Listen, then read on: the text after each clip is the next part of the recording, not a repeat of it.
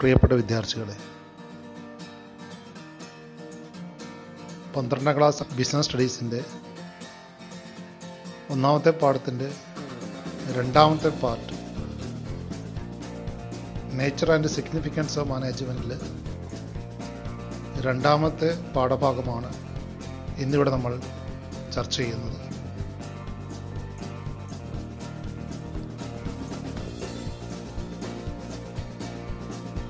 ആദ്യമായി നമുക്ക് different levels of മാനേജ്മെൻറ്റിനെ കുറിച്ച് കാണാം. Levels of management refers to the arrangement of managerial positions in an organization. ഒരു സ്ഥാപനത്തിൽ തന്നെ പല തലങ്ങളിലുള്ള മാനേജേഴ്സിനെ നമുക്ക് കാണാൻ കഴിയും.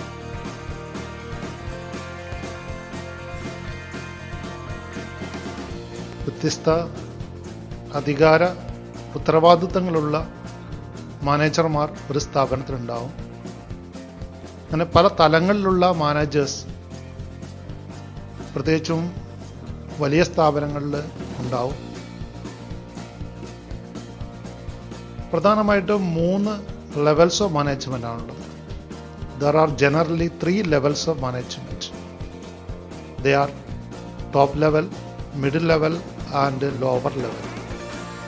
The lower level management, also called supervisory management or operational management.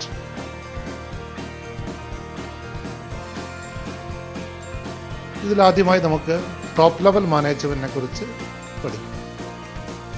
Top level management consist of managers at the highest level in the management hierarchy. ഏറ്റവും ഉയർന്ന തലത്തിലുള്ള മാനേജർമാരാണ് ടോപ്പ് ലെവൽ മാനേജ്മെൻറ്റിൽ ഉൾപ്പെടുന്നത്. ഉദാഹരണമായി chairman, managing director, board of directors, chief executive of A company, general managers. These all are examples of top level managers. They perform administrative functions more than the managerial functions. സ്ഥാപനത്തിൻ്റെ ഭരണനിർവഹണവുമായിട്ട് ബന്ധപ്പെട്ട കാര്യങ്ങളാണ് പ്രധാനമായിട്ടും top level management നിർവഹിക്കുന്നത്. So they perform administrative functions more than the managerial functions. Top level മാനേജ്മെൻറ്റിൻ്റെ പ്രധാനപ്പെട്ട functions list out ചെയ്തിരിക്കുന്നത് നോക്കുക. Firstly, lays down the objectives of the business. ബിസിനസിൻ്റെ ലക്ഷ്യങ്ങൾ നിർണ്ണയിക്കുക. Secondly, prepare plans and policies. പ്ലാനുകളും പോളിസീസും സ്ഥാപനത്തിൻ്റെ വിവിധ പദ്ധതികളും നയങ്ങളും രൂപീകരിക്കുന്നത് ടോപ്പ് ലെവൽ മാനേജ്മെൻ്റ് ആണ്. മൂന്നാമതായി, ഇഷ്യൂസ് ഇൻസ്ട്രക്ഷൻസ് ടു ഡിപ്പാർട്ട്മെൻറ്റ്സ്. വിവിധ ഡിപ്പാർട്ട്മെൻ്റൽ ഹെഡുകൾക്ക് വേണ്ട നിർദ്ദേശങ്ങൾ നൽകുന്നത് ടോപ്പ് ലെവൽ മാനേജ്മെൻ്റ് ആണ്. They also appoint executives in middle level. Middle level managers ആയിട്ടുള്ള ഡിപ്പാർട്ട്മെൻ്റൽ ഹെഡുകളെ അപ്പോയിൻറ്റ് ചെയ്യുന്നതും ടോപ്പ് ലെവൽ മാനേജ്മെൻ്റ് ആണ്. They also coordinate the activities. വിവിധ ഡിപ്പാർട്ട്മെൻറ്റുകളുടെ പ്രവർത്തനങ്ങളെ ഏകോപിപ്പിച്ച് കൊണ്ടുപോകുന്നതും ടോപ്പ് ലെവൽ മാനേജ്മെൻ്റ് ആണ്. They also controls the activities of different departments. And lastly, they maintain relationship with the outsiders. ഔട്ട്സൈഡേഴ്സുമായിട്ട് സ്ഥാപനത്തെ ബന്ധിപ്പിക്കുന്നത് top level management ആണ്. Outside വേൾഡുമായിട്ട് communicate ചെയ്യേണ്ടതപ്പോൾ ടോപ്പ് ലെവൽ മാനേജ്മെൻ്റ് ആണ്. രണ്ടാമതായിട്ട് മിഡിൽ ലെവൽ മാനേജ്മെൻറ്റിനെ കുറിച്ച് കാണാം. This level of management consist of different departmental heads. ഒരു സ്ഥാപനത്തിൽ വിവിധ ഡിപ്പാർട്ട്മെൻറ്റുകൾ ഉണ്ടാവും. ആ ഡിപ്പാർട്ട്മെൻറ്റ് തലവന്മാരെയാണ് അല്ലെങ്കിൽ ഡിപ്പാർട്ട്മെൻറ്റ് ഹെഡ്സിനെയാണ് മിഡിൽ ലെവൽ മാനേജ്മെൻറ്റ് എന്ന് പരിഗണിക്കുന്നത്. These managers receive orders and instructions from top level managers and pass them to their subordinates. അപ്പോൾ ടോപ്പ് ലെവലിനെയും ലോവർ ലെവലിനെയും തമ്മിൽ കണക്ട് ചെയ്യുന്ന മിഡ് ലെവൽ മാനേജേഴ്സ് അവരവരുടെ ഡിപ്പാർട്ട്മെൻ്റ് കാര്യങ്ങൾ നോക്കി നടത്താൻ ചുമതല ഉള്ള മാനേജേഴ്സാണ്. മിഡ് ലെവൽ മാനേജ്മെൻറ്റ് പെർഫോം ചെയ്യുന്ന പ്രധാനപ്പെട്ട ഫങ്ഷൻസ് ഏതൊക്കെയാണ്? Closer watch on day to day results, അതായത് ഡിപ്പാർട്ട്മെൻറ്റിൻ്റെ റിസൾട്ട്സ് ഒബ്സർവ് ചെയ്യേണ്ടത് അവരുടെ ഉത്തരവാദിത്തമാണ്. പാർട്ടിസിപ്പേറ്റ് ഇൻ ഓപ്പറേറ്റിംഗ് ഡിസിഷൻസ്, ദൈനംദിന തീരുമാനങ്ങൾ എടുക്കുന്നത് മിഡിൽ ലെവൽ മാനേജേഴ്സാണ്. ദേ ഇംപ്ലിമെൻ്റ് ചെയ്ത policies, top level management frame ചെയ്യുന്ന പോളിസികൾ നടപ്പിലാക്കേണ്ട ഉത്തരവാദിത്വം മിഡിൽ ലെവലിനാണ്. They communicate policies to the lower level, lower level മാനേജേഴ്സിന് അതായത് സൂപ്പർവൈസേഴ്സിന് പോളിസീസ് കമ്മ്യൂണിക്കേറ്റ് ചെയ്ത് കൊടുക്കുന്നതും മിഡിൽ ലെവൽ മാനേജ്മെൻറ്റിൻ്റെ ഒരു ഡ്യൂട്ടിയാണ്. Planning the activities of own department, സ്വന്തം ഡിപ്പാർട്ട്മെൻറ്റിൻ്റെ കാര്യങ്ങൾ പ്ലാൻ ചെയ്ത് എക്സിക്യൂട്ട് ചെയ്യേണ്ടത് മിഡിൽ ലെവൽ മാനേജ്മെൻറ്റ് ഉത്തരവാദിത്തമാണ്. അടുത്തായിട്ട് ലോവർ ലെവൽ മാനേജ്മെൻറ്റിൻ്റെ ഡീറ്റെയിൽസ് കാണാം. This level is also known as supervisory management or operational management. ഒരു സ്ഥാപനത്തിൽ വർക്കേഴ്സുമായിട്ട് നേരിട്ട് ബന്ധപ്പെടുന്ന മാനേജേഴ്സ് ലോവർ ലെവൽ മാനേജേഴ്സാണ്. They are also called supervisory management or operational management. Lower ലെവലിൽ പ്രധാനമായിട്ടും ഉൾപ്പെടുന്നത് foremen, supervisors, finance officers, accounts officers, sales officers തുടങ്ങിയവരാണ്.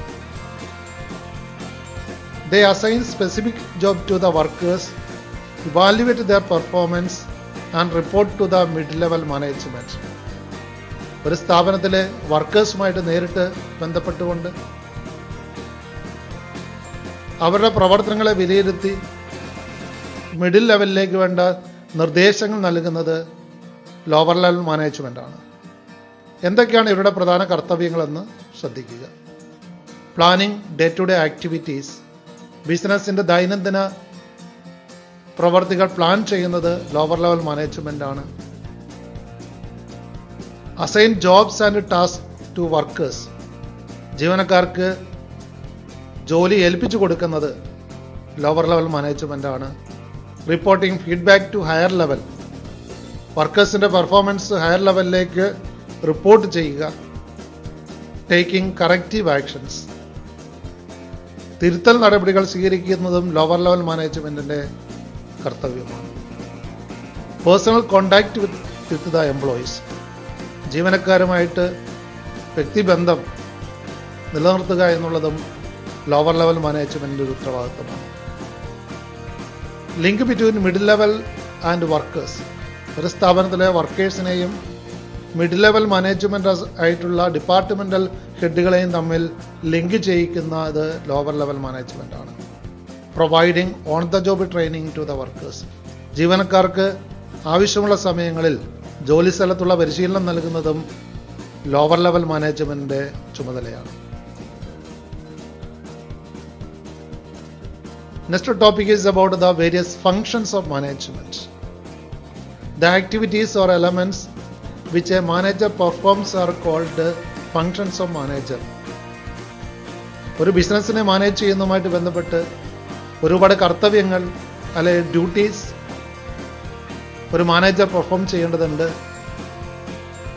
ആ ഡ്യൂട്ടീസിനെയാണ് ഫങ്ഷൻസ് ഓഫ് മാനേജ്മെൻറ്റ് എന്ന് പറയുന്നത്. സ്ഥാപനത്തിന് നടത്തിപ്പുമായിട്ട് ബന്ധപ്പെട്ട് ഏറ്റെടുക്കുന്ന എല്ലാ കർത്തവ്യങ്ങളും മാനേജ്മെൻറ്റ് ഫങ്ഷൻസാണ്. അവയെ പഠന സൗകര്യത്തിനായിട്ട് 5 തരംതിരിച്ചിരിക്കുന്നത്. Planning, organising, staffing, directing and controlling. ഈ ഓരോ ഫംഗ്ഷനും ഇൻ്റർ റിലേറ്റഡ് ആണ്. അതേസമയത്ത് ഒരു സീക്വൻഷ്യൽ ഓർഡറിലാണ് അവ പോകുന്നത്. For the first time planning, then organising, then staffing, then directing, and finally controlling. Among these, the first one is planning. Planning is the act of deciding in advance what to do, when to do, how to do, and who will do a particular job. മുൻകൂട്ടി തീരുമാനിക്കലാണ് ഒരു കാര്യം ആര് ചെയ്യണം, എങ്ങനെ ചെയ്യണം, എപ്പോൾ ചെയ്യണം തുടങ്ങിയ കാര്യങ്ങൾ മുൻകൂട്ടി തീരുമാനിക്കലാണ് planning. It is the process which involves thinking before doing. ഒരു കാര്യം ചെയ്യുന്നതിന് മുമ്പ് അതെങ്ങനെ ചെയ്യണമെന്നതിനെക്കുറിച്ച് ആലോചന നടത്തലാണ് ആസൂത്രണം എന്ന് പറയുന്നത്. പ്ലാനിങ് മാനേജ്മെൻറ്റിൻ്റെ ഏറ്റവും പ്രാഥമികമായിട്ടുള്ള കർത്തവ്യമാണ്. രണ്ടാമതായി ഓർഗനൈസിങ്. മാനേജ്മെൻറ്റിൻ്റെ രണ്ടാമത്തെ ഫംഗ്ഷനാണ് organising. It is A process of establishing relationship among the members of the enterprise. ഒരു സ്ഥാപനത്തിൽ വിവിധ തസ്തികകളിലുള്ളവരുടെ അധികാരമെന്തെന്ന് നിർണ്ണയിക്കുകയും ആ തസ്തികകൾ തമ്മിലുള്ള റിലേഷൻഷിപ്പ്, ആരാരുടെ മേലുദ്യോഗസ്ഥനാണെന്നുള്ള കാര്യങ്ങൾ തീരുമാനിക്കുക, അവർ തമ്മിലുള്ള അതോറിറ്റി റെസ്പോൺസിബിലിറ്റി റിലേഷൻഷിപ്പ് നിർണ്ണയിക്കലാണ് ഓർഗനൈസിങ് എന്ന് പറയുന്നത്. ഓർഗനൈസിങ്ങിലൂടെയാണ് അവിടെ ഒരു ഓർഗനൈസേഷൻ ഫോം ചെയ്യപ്പെടുന്നത്. This relationship is created in terms of authority and responsibility. ഇവിടെ വിവിധ തസ്തികകളിലുള്ള ആൾക്കാർ തമ്മിലുള്ള റിലേഷൻഷിപ്പ് തീരുമാനിക്കുന്നത് അതോറിറ്റി, റെസ്പോൺസിബിലിറ്റി ഈ എലമെൻസിനെ പരിഗണിച്ചുകൊണ്ടാണ്. അടുത്തായി സ്റ്റാഫിംഗ്. ഉദ്യോഗവൽക്കരണം എന്ന് പറഞ്ഞാൽ ഒരു സ്ഥാപനത്തിന് ആവശ്യമുള്ള ജീവനക്കാരെ റിക്രൂട്ട് ചെയ്ത് അവരെ സെലക്ട് ചെയ്യലും അവർക്ക് ട്രെയിനിങ് കൊടുക്കുകയും അവരെ ഇവാലുവേറ്റ് ചെയ്യുന്ന തുടങ്ങിയ എല്ലാ പ്രവർത്തനങ്ങളും ഉൾക്കൊള്ളുന്നതാണ്. Staffing function comprises recruitment, selection, training, development and appraisal of employees in an organization. Staffing aims at placing the right person at the right job at the right time. ശരിയായിട്ടുള്ള വ്യക്തികളെ ശരിയായ തസ്തികകളിൽ യഥാസമയത്ത് ഏർപ്പെടുത്തുക എന്നുള്ളതാണ് സ്റ്റാഫിങ്ങിൻ്റെ പ്രധാന ലക്ഷ്യം. അടുത്ത ഡയറക്റ്റിംഗ് ഫംഗ്ഷനെ കുറിച്ച് കാണാം. Directing function is concerned with instructing, guiding and inspiring people in the organisation to achieve organisational goals. മാർഗനിർദ്ദേശം നൽകലാണ് ഡയറക്റ്റിംഗ്. അതായത് ഒരു സ്ഥാപനത്തിലെ ജീവനക്കാർക്ക് വേണ്ട നിർദ്ദേശങ്ങൾ കൊടുക്കുക, മാർഗനിർദ്ദേശം നൽകുക, അവരെ ഹാർഡ് വർക്ക് ചെയ്യാൻ വേണ്ടിയിട്ട് പ്രചോദനം നൽകുക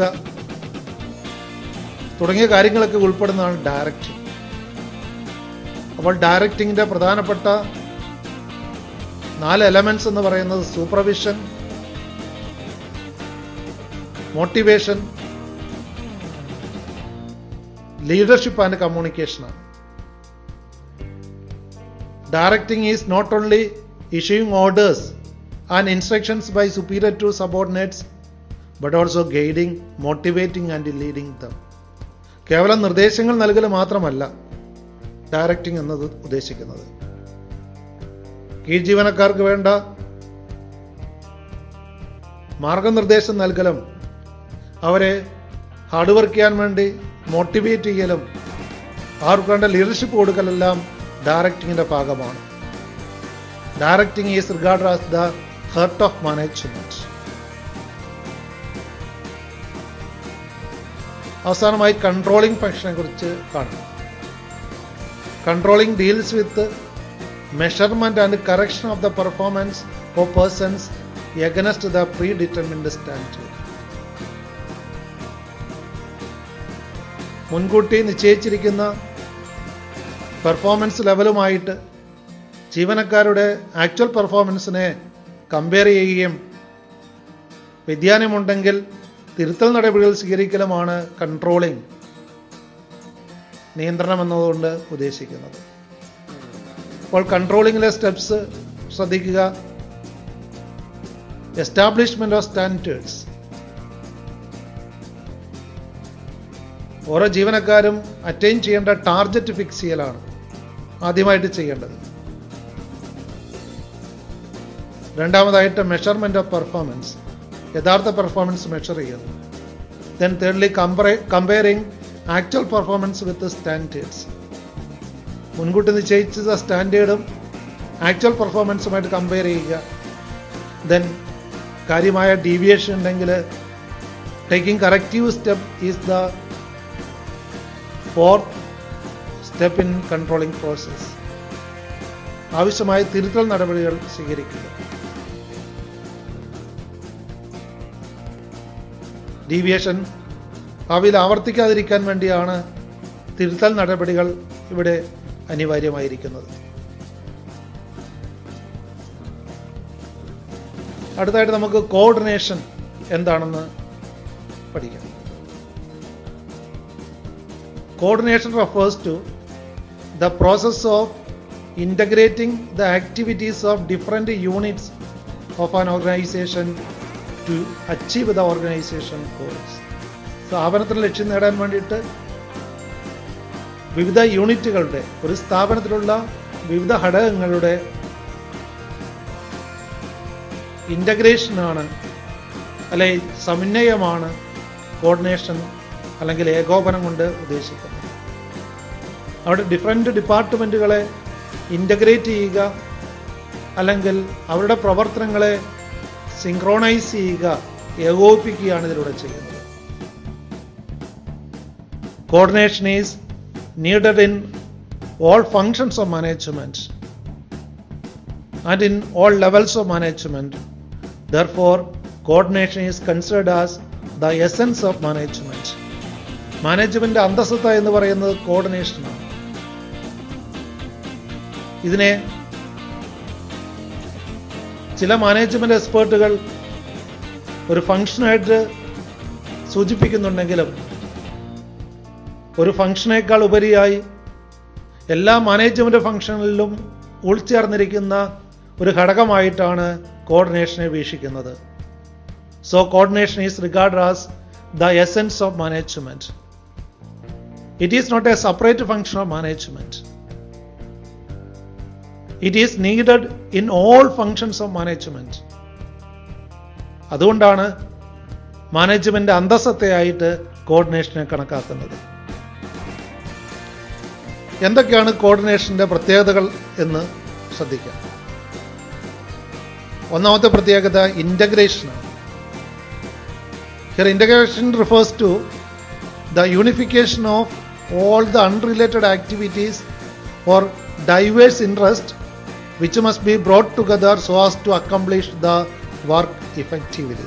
ഒരു സ്ഥാപനത്തിൽ വിവിധ താല്പര്യങ്ങളുള്ള അനേകം വ്യക്തികളാണ് ഒരു പൊതു ലക്ഷ്യത്തിനു വേണ്ടി പ്രവർത്തിക്കുന്നത്. ഇവരുടെ പ്രവർത്തനങ്ങളെ സമന്വയിപ്പിച്ചു കൊണ്ടുപോകേണ്ടതുണ്ട്. ഈ സമന്വയമാണ് തീർച്ചയായിട്ടും കോർഡിനേഷൻ്റെ ഏറ്റവും ബേസിക് ആയിട്ടുള്ള എലമെന്റ്. ഒരു സ്ഥാപനത്തിലെ വിവിധ വ്യക്തികളെ, വിവിധ യൂണിറ്റുകളെ പൊതു ലക്ഷ്യത്തിലേക്ക് ഏകോപിപ്പിച്ചു കൊണ്ടുപോകലാണ് കോർഡിനേഷൻ. കോർഡിനേഷൻ രണ്ടാമത്തെ പ്രത്യേകത യൂണിറ്റി ഓഫ് ആക്ഷനാണ്, ഒരുമയോടുള്ള പ്രവർത്തനം.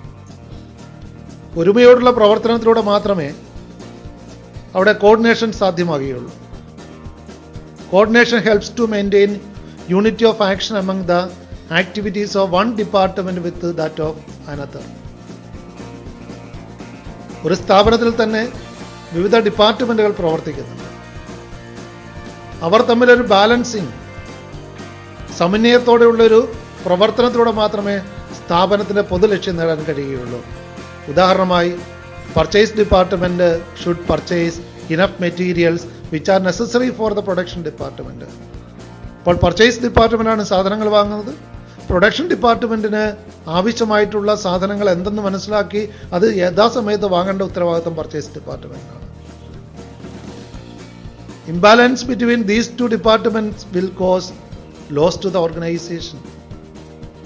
അപ്പോൾ യഥാസമയത്ത് സാധനങ്ങൾ വാങ്ങുന്നില്ല എങ്കിൽ പ്രൊഡക്ഷനെ അത് ഇൻട്രപ്റ്റ് ചെയ്യും. അത് സ്ഥാപനത്തിലെ പ്രവർത്തനങ്ങളെ അവതാളത്തിലാക്കും. അതുകൊണ്ട് യൂണിറ്റി ഓഫ് ആക്ഷൻ കോർഡിനേഷന് വേണ്ട ഒരു പ്രധാനപ്പെട്ട ഘടകമാണ്. മൂന്നാമതായി continuous process. Coordination is A continuous process. We know management is a continuous process.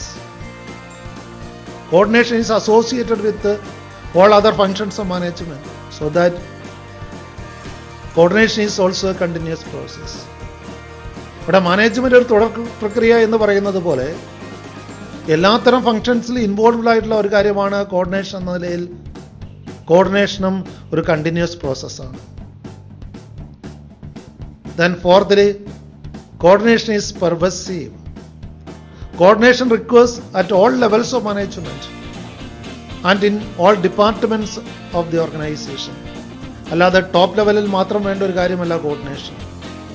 എല്ലാ ലെവൽസ് ഓഫ് മാനേജ്മെന്റിലും ഏകോപനം അനിവാര്യമാണ്. വിവിധ ഡിപ്പാർട്ട്മെന്റുകളുടെ ഏകോപനത്തിലൂടെ മാത്രമേ സ്ഥാപനത്തിൽ ലക്ഷ്യം നേടുക സാധ്യമാവുകയുള്ളൂ.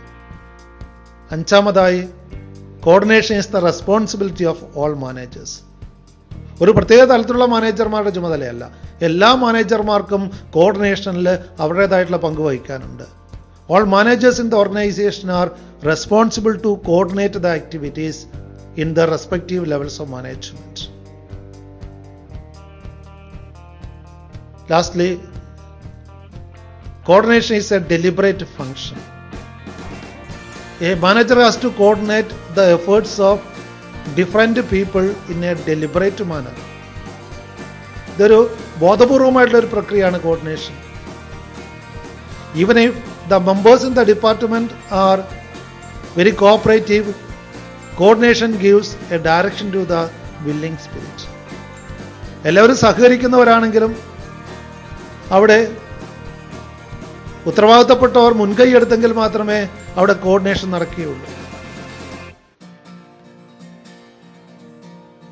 അവിടെ cooperation is the means to achieve coordination.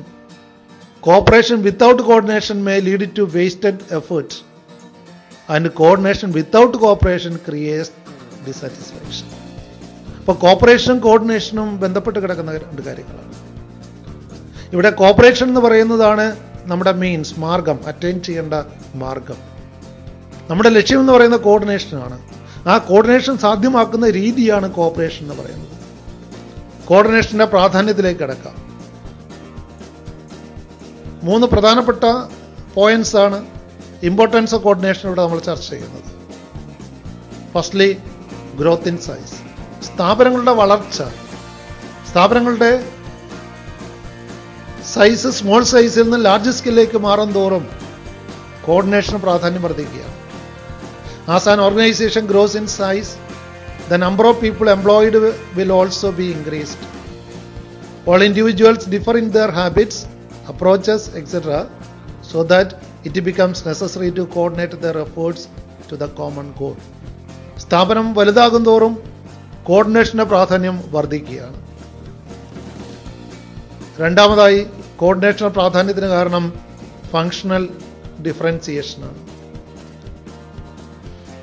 ഓരോ സ്ഥാപനത്തിലും അനവധി രീതിയിലുള്ള പ്രവർത്തനങ്ങൾ നടക്കുന്നുണ്ട്.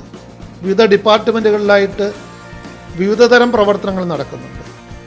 ആ ഫങ്ഷണൽ ഡിഫറൻസിയേഷൻ കോർഡിനേഷന്റെ പ്രാധാന്യം വർദ്ധിപ്പിക്കുന്നു.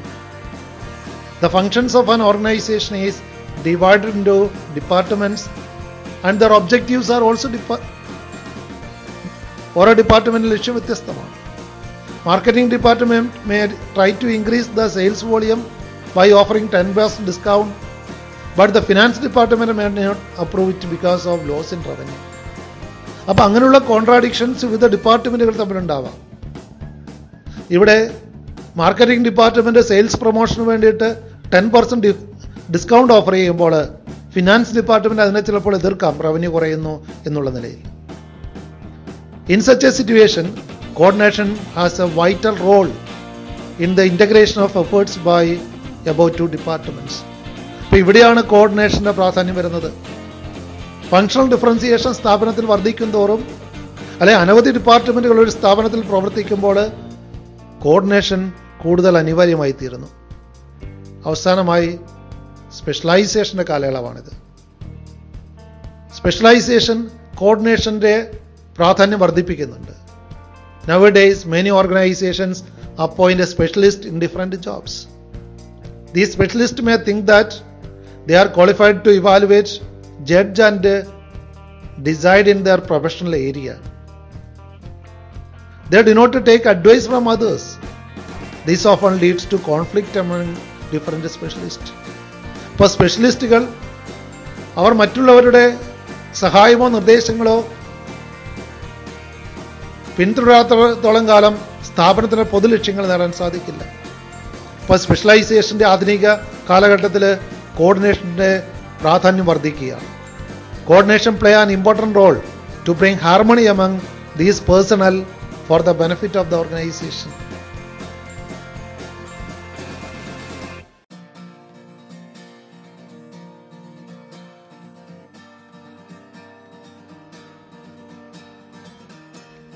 Thank you all.